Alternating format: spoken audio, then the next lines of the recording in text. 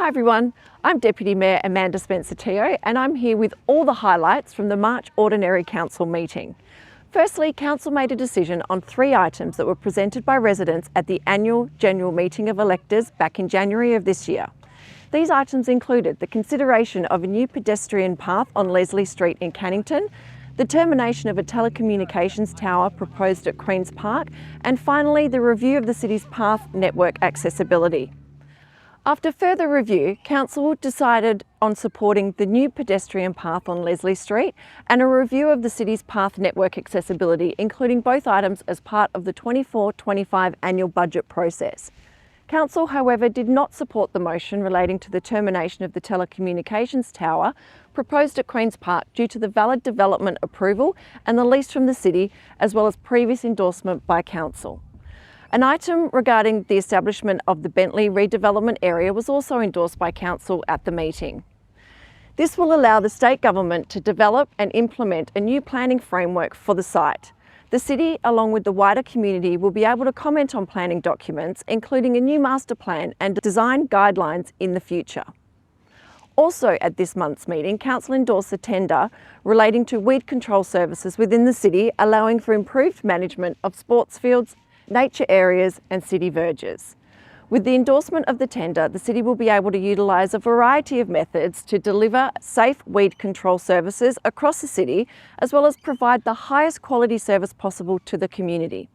Now, in really exciting news for Shelley and Rossmoyne residents, right behind me, Council endorsed a tender for the construction of the Shelley Beach Park Playground. With the project budget now well over $1.8 million, thanks to a grant of $750,000 from Lottery West, Dr. Jags presented us with the certificate just the other day. The new design will include upgrades to the existing playground, a new multi-generational play space, a new picnic shelter, improved pedestrian and cyclist paths, as well as more parking bays with improved accessible facilities. We can't wait for the community to see and experience this new amazing playground. Also at the meeting this month, Council endorsed the city's CCTV strategy, allowing the city to better enhance the safety of our community. This will provide the city with a long-term sustainable management plan for CCTV-related infrastructure and continue to provide support and encouragement for private installation of CCTV systems. Council also endorsed an item around the submission of an application for grant funding for the Wyong Park cricket practice nets in Bentley. If successful, the cost of the project will be reduced by up to half and it will improve accessibility for the clubs and the community.